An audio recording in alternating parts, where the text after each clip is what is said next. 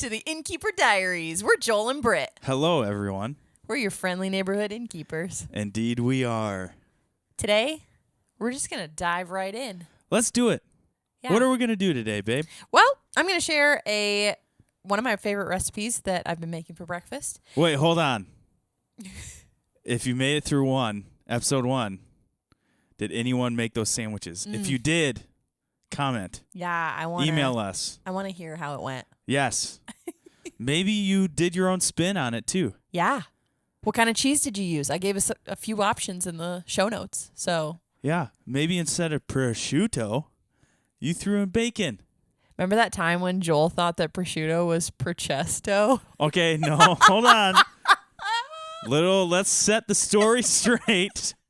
Jeez. I knew you were going to throw me under the bus with this one. Prosciutto. Okay, here's the thing. I was in family fair, grocery shopping for our family, and I was, trying to hustle and bustle, get everything done, and I was like, I don't know how to spell prosciutto. So I was like, babe, do you need that prosciutto or something like that? Procesto. I was trying my best, okay? It's Italian. That's great. Like, we don't call it autocorrect and my bad spelling. Yeah, now our family does not Francesco. call prosciutto. It's procesto for as long as we live. Yes. So, Anyway. rest in peace, prosciutto. So we got a recipe. Yeah, and then today we're going to dispel some myths surrounding bed and breakfast, which is going to be really, really fun. We might be called the Mythbusters. Some might say. And then we're going to give our hospitality tip of the week, and you're just going to have to stick around to find out what that is because it's good. Sweet. Okay. Let's dive in. Recipe time. What are we making today? Okay, so one little thing about me you should know is that I try very hard to be gluten-free. I will testify. She tries very, very hard. Well, okay, so I was gluten-free for like 2 years, and then we became innkeepers, and it was really hard to start baking things that weren't gluten-free and eating. I just started trying of all the stuff that I made, and it was either gluten-free or not, and I was eating all of it. And so I've really tried to get back on the gluten-free bandwagon. I've got some personal health stuff that just makes me feel a lot better when I'm not eating gluten. And so almost everything that we make here at the inn is gluten-free. I know those sandwiches last week were sourdough. Sourdough doesn't tend to make me feel as sick as normal glutinous white bread or even whole grains. And so you will notice that a lot of our recipes as we go through this are gluten-free. And one of the things that I have really, really missed on this gluten-free journey has been pancakes and waffles. Yes. They are just not created equal. No. And so when I came across this recipe for a buttermilk gluten-free waffle, I got super excited. I found a buttermilk waffle recipe and then adapted it to be gluten-free and then made a couple of tweaks as well. So that is in the comments. But what really makes these waffles, I feel like, is I make a bananas Foster situation that goes on top.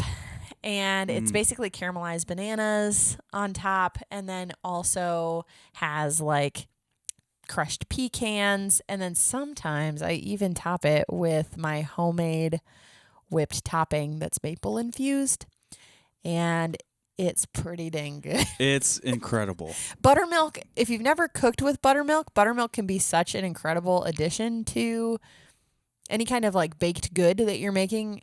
There's just a level of creaminess that it provides that a lot of other things can't. I was going to say it's more rich. It is very rich, and it makes your waffles just so light and airy. So if you're looking for a fluffy waffle recipe, this is the one. So make sure. Who doesn't love a fluffy waffle? Yes. Do you want a dry, nasty waffle? Yeah, no. Gross. No. Nobody wants that. So yeah, we have put this in the show notes. Enjoy them. They are my go-to plated breakfast waffle recipe. I absolutely love making these, and I've gotten a lot of good feedback from our guests about it. And I'm not much of a banana guy, but I Yeah. love these.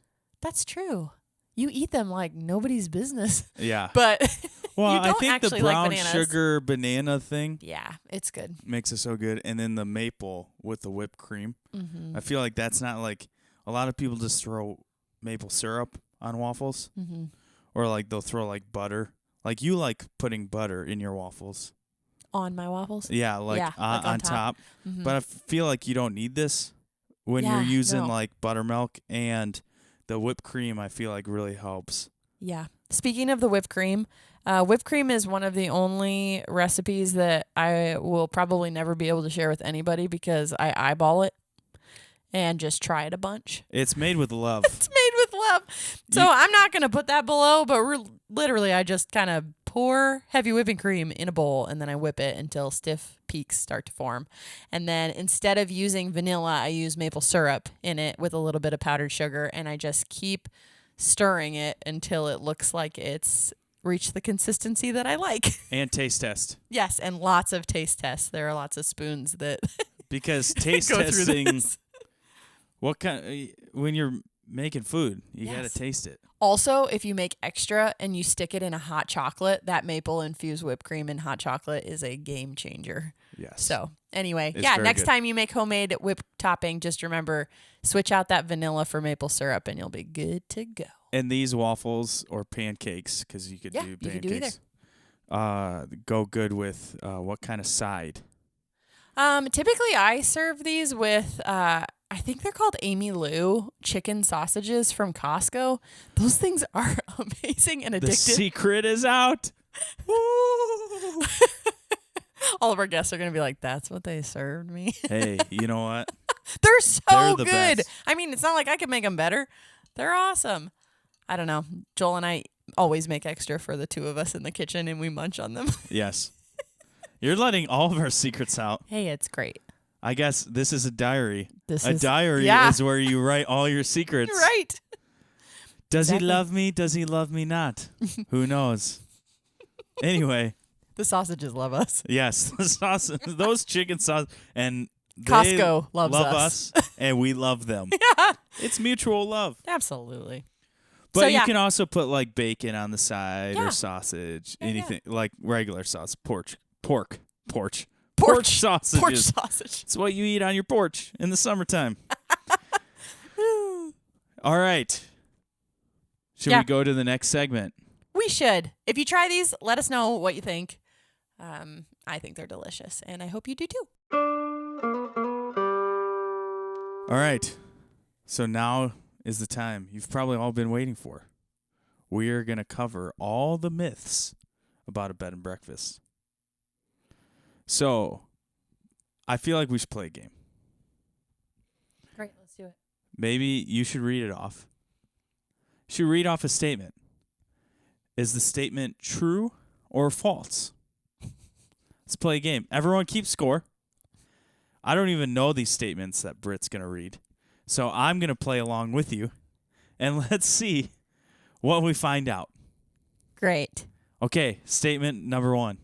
Only old people stay at bed and breakfasts. That is straight up false. There's no way. We've noticed that anyone who's a millennial or younger is like low-key nervous about staying at a bed and breakfast because you think you're just going to be with old people and you think that, you know, you're going to have to eat breakfast all together and all these other myths about a bed and breakfast. So we really wanted to do this because we feel like while we absolutely love our 60-plus crowd, they are so fun.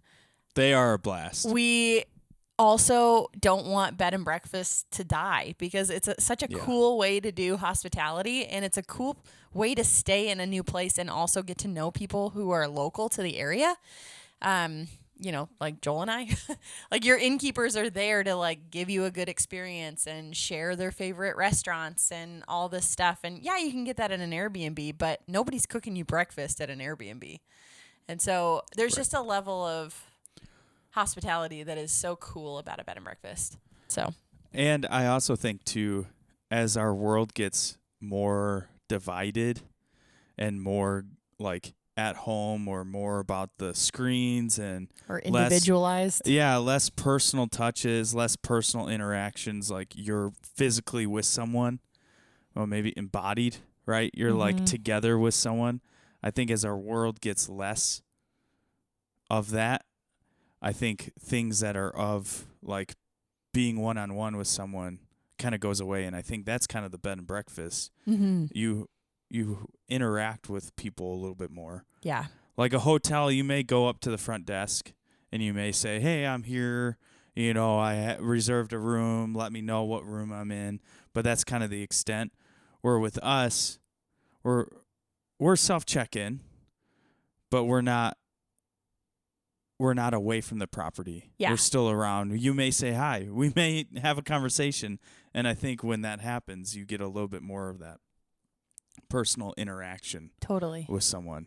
And I think older people are used to that because that's kind of the culture that they came from. Yeah, for older generations, where I think younger generations are so used to the, like, I can talk to my friends on social media, but I may not actually hang out with them. Right, exactly. Like, I may stay at someone's house, but like you said, it's an Airbnb, and so you're not necessarily like, you don't even know who the host is. I'm air quotes because you can't see me. Because they say, oh, it's a host of the Airbnb, but we've stayed at plenty of Airbnbs and we don't know a host at all. Right. But here, we're your hosts, and you can actually get to know us. False. I wonder if this is actually like a U.S. thing, because Joel and I just went to the Faroe Islands, and they are kind of sandwiched between Iceland and Norway, so just kind of north of Scotland. We're actually leading a trip to the Faroe Islands. A little plug here if anybody wants to join us next May for puffin season. We're excited. But we stayed at an Airbnb. It's like a little cottage place, and it was one of our first times ever actually doing an Airbnb internationally. A lot of times we use points for hotels, which is another story in and of itself. But this one we stayed, and Jakob was the Airbnb host, and he came out and told us like his life story, and I felt like I was back at our bed and breakfast. Like he was so good about it. And obviously, like, you know, I've just admitted we don't typically stay at Airbnbs overseas, but our one experience was very hospitable and, you know, showed up when we got there and stuff like that. And so I think it can be done, but I do think here in the U.S., we want our space and we want alone time and we want our own things, and being personable is hard to do. But so statement number one, only old people stay at bed and breakfast. That is false. And and we want to invite the younger crowd into our bed and breakfast so that, you know, you don't feel like, you know, a bed and breakfast isn't for you. Yeah. It can be for everybody. And we have plenty of guests from all sorts of ages too. Yeah, absolutely. So, and you might find that you love staying at bed and breakfast, and you could be one of those bed and breakfast crowd type of people, because it is a crowd of people. I mean, we're a unique breed out here. Yes. Like we actually did have some guests that had never stayed. Yeah. They were a younger couple, and then they were like, "You guys are so awesome. We love this place. She stayed in the kitchen. Yeah, she watched me bake for breakfast the next day. She hung out in our kitchen for a while, and they're coming back in 2 weeks. Yeah. You gave them some cookies. All I'm gave her saying cookies for the is road. If you hang out with us, there may be some perks. There may be some free cookies involved. I don't know. Actually, there's always free cookies involved. But we've done all sorts of stuff. Yes. Okay, so number 2, we have a curfew. You want to talk about this one? True or false? It's definitely false. We've had people ask. So many people. So what time is the curfew?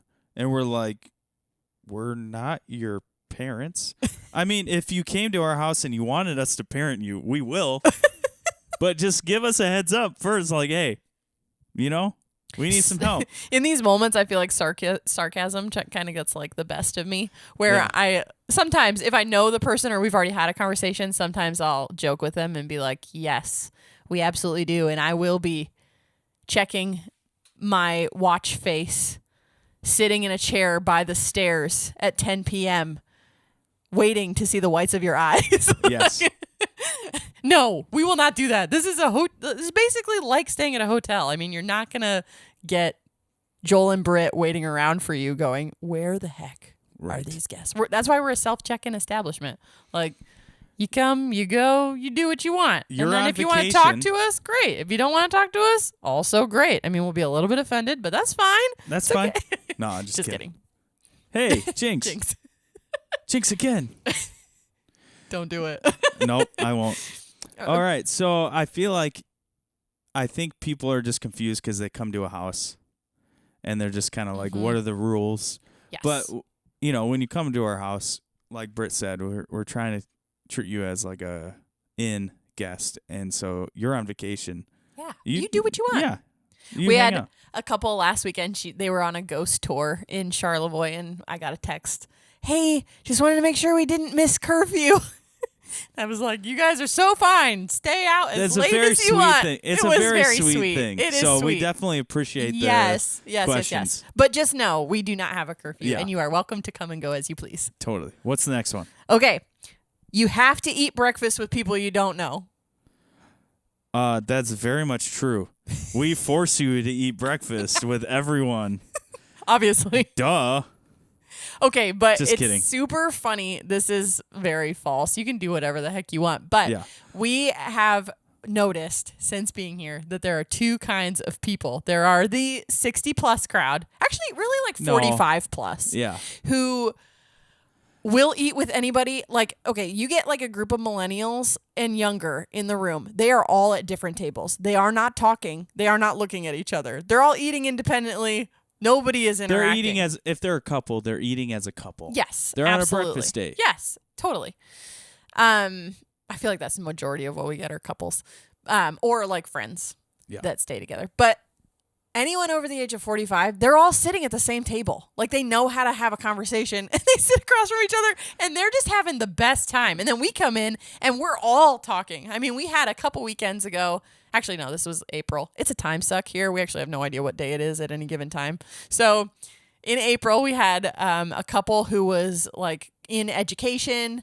They were at our table, and we were just talking with them. And then another couple came in. Turns out that she was a teacher, and so she could talk to these two about like her experience. And then another couple came in and sat by the window, but eventually morphed their way to our table as well. And before we knew it, there were all like 8 of us just sitting around chatting together and all getting to know each other. And and then one of the ladies invited the other lady to meet them at a winery down the road 10 minutes at like 2 p.m. So like it's just funny. Like it's totally dependent on your attitude and your mood. Like we are not going to be, super upset about anything you choose to do. One of the reasons we have continental breakfast is so that you can take a muffin back up to your room if that's something you want to do. Or if you're heading out for a hike, like great. We are all about adventure. That's why we do paddleboarding and kayaking here, and we have rentals and stuff like that. Like if you're up and at 'em and you're ready to go, like great, take a muffin and leave. Because our breakfast starts at 7, ends at 11 for grab and go. Yes. And then plated is 9. But even plated breakfast, if you sit outside and you just want to chill, we'll bring it out to you. Absolutely. There are no rules here. No rules. You don't to have to talk to people. It's okay. If there are rules around breakfast, it's not being done right. Yeah, guys, this is vacation. It is low-key, restful, peaceful. You don't need no stress. No stress. You're getting away to us to get away from the stress. Right. Not to create more stress or anxiety.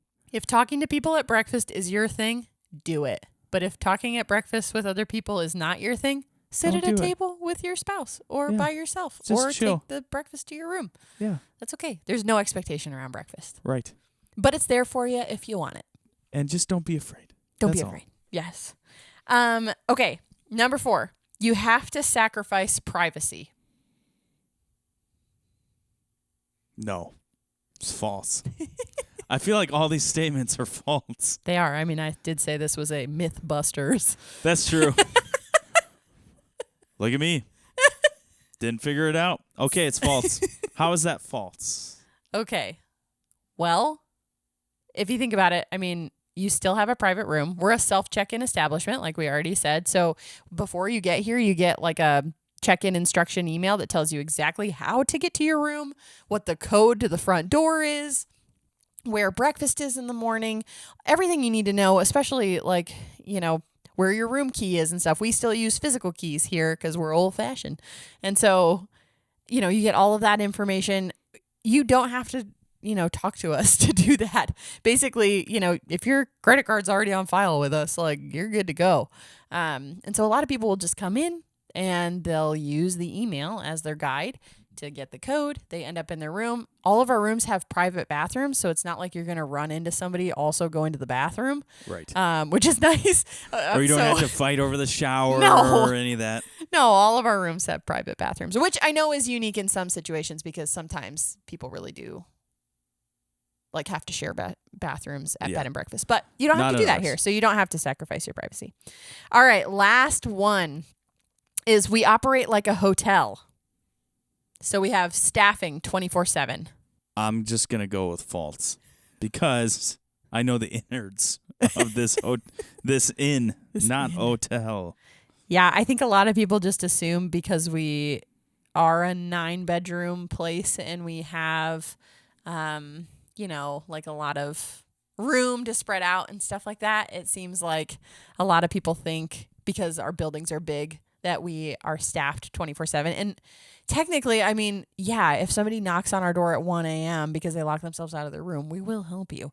But it is just Joel and I and 2 part-timers in the summer running this. So we are a bare bones organization over here. Like we are very very small. mom and pa. Yeah, exactly. We're bare bones. This is also our home. So we live here. So we're not a hotel. We're definitely a more personalized experience. Yes. Well, that was fun. It was. I got all of them right. Hey, You look did. at me, 10 I out of know. 10. Or how many were there? 5, There 6? were 5. 5 out of 5. 5 out of 5 would recommend. Woo! Boom. Nice job. Hope you guys did well on that. Mm-hmm. And maybe that will help you stay at a bed and breakfast in the future. Maybe you weren't thinking that was a thing that you might do, but you want to check us out, and we would love, love, love to have you. Yes, please come visit. All right. So if you enjoy listening to the Innkeeper Diaries, we are now on Patreon, which is exciting. We've got a couple of different levels with some exclusive content, extra recipes, cooking classes, all sorts of stuff online. So we hope you'll join us over there. The link to join us on Patreon is in the show notes. Okay, babe. Last segment. What do we got? Hospitality tips. All right. So today we're going to talk about the top 10 items I would have on hand for guests that they might have forgotten at home. So if you have anybody coming to visit or, you're just thinking about what it might look like to be able to, bless your guests in a new way, hopefully this is helpful. If you've ever been a traveler, these probably ring true for you. You've probably forgotten at least one at some point in your life. We've all forgotten We've all forgotten them. But just having them on hand for guests, especially if you host a lot, is really, really helpful. So here are my top 10 things that I would have in a little welcome basket for guests. The first is a toiletries kit. So like shampoo, soap, lotion, body wash, Q-tips, things like that. Just a little toiletries kit. It doesn't have to be full of stuff, and chances are you won't go through it super fast if you're not hosting a ton. But just having some extra of those items on hand is super helpful. I know my parents, they travel a lot, and if they find toiletries in a free obviously they're free from hotels that they stay at, not the kind that are like attached to the wall that they're they're stealing nabbing bottles of shampoo off the wall. No, I'm talking about like the Holiday Inn Express ones, the little trial size, like they don't care if you take it kind of thing.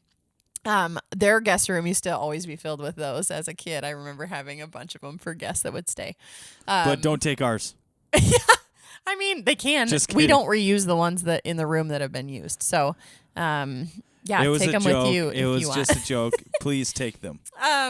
But yeah, so that's number 1. Number 2 is a phone charger. I love to have extra phone chargers on hand for Android and iPhone, just to kind of have that be available for people, because I feel like everybody forgets a phone charger at some point in their lives. I've been there many of times. Having an extra one on hand is really important. Along that same line, too, if you have any international guests, having universal adapters ready.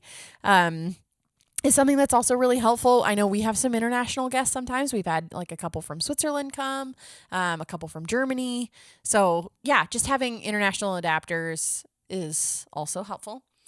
And then number 3, and we're not talking US to the international adapter. Like, because I'm thinking you go to Target and you buy an international adapter from Target, it's going to be 2-prong US into whatever. Yeah, typically. It has to be the reverse. Yes. If you know who's coming, I mean, I feel like all of ours have been Europe so far. So just having have those like on Europe hand. to US. Yes, exactly. I just want to clarify that. Yeah, no, so smart. Because you could go to, Target or yeah. I was going to say but you literally but just maybe bought you're something that else. doesn't plug into anything here in the US. Right. Yeah. Anyway. Okay, number 3, a hair dryer. I don't forget my hair dryer because I use it pretty much every day, but I hate lugging it around. So if you have a hair dryer on hand and you want to tell your guests ahead of time, like feel free to not bring yours. I have an extra. I might actually save some room in their carry-on or checked luggage, which would be great. And then feminine hygiene products. I feel like this is kind of a given. Just in case, it's super helpful to have those on hand at any time. You never know what's going to happen. You don't. And then toothpaste sets. I know here in Michigan at Meijer, they sell them at Target too. Like just like the tiny little trial sets with the toothbrush that comes apart and collapses. Those are like $1 a piece still. And they're awesome to have on hand. They're super cheap and everyone has forgotten a toothbrush at some point in their lives. So yes, that one. And then I love having extra blankets and pillows on hand as well. Especially like pillows with different, wait, what? No, keep going. Okay. Especially like pillows of different firmness is helpful too for your guests. And then, let's see here. Basic first aid kit, snacks and refreshments, bonus points if they're local items that you love. We also love to have a local activity guide that we put in our rooms here at the inn, just to let people know what they can do in the area. Yeah, maybe it's family from out of town, and they're like, what should we do while we hang out? Absolutely. Yeah. And then in their guest bathroom, if they have a guest bathroom, make sure you put extra toilet paper and a plunger. I can't tell you how many times I feel like I've stayed somewhere where, the plunger is not included and nobody wants to ask for a plunger, but it may happen, We've all been there. We've all been there. Okay. Yes. So extra make it toilet less paper. Awkward. Yes. Don't make it awkward for them. Don't make them have to ask. Toilet paper and plunger. So those are my top 10s. Nice. Of things. 10 things. To have on hand for your guests. Pretty easy. Yeah. I feel like. And all super cheap. Yeah. So. Nothing too wild. No. Sweet. No. Can I add an 11th? Yeah. Did you put this? Maybe you put this in here and I missed it. But I feel like extra toiletries. Like I'm thinking like face wipes, cotton balls, Q-tips. I did put Q-tips in my toiletries kit, the first thing that I mentioned. Oh, you did? Mm-hmm. Oh, well, but, that was number 1. Yeah, it was number 1. But cotton balls I did not put. That's a great idea. And face wipes, like makeup removers. Yeah, you never know. I feel like I've yeah. been in so many places where I needed a Q-tip. Yeah, or like a nail file might be a good one to have on hand too. Yeah, that's another one. Yeah. Good cool. idea. That's it. That's all we got today. 10 plus half a one. I was 10 and a half. 10 and a half. Here we go. Woo-hoo. All right, friends. Thanks for listening today. And Britt, would you like to say anything to close us out? Thanks for staying with us and safe travels home. Just kidding. We're from the Midwest and we don't know how to say bye. So here's another goodbye. We are now waving from our door and enjoy the music on your way out. And we're following you to your car. And take some cookies home. Take some cookies home. Take some cookies for everyone. The Just Midwest kidding. goodbye. All Goes right. on forever. See you, friends. Bye. See ya.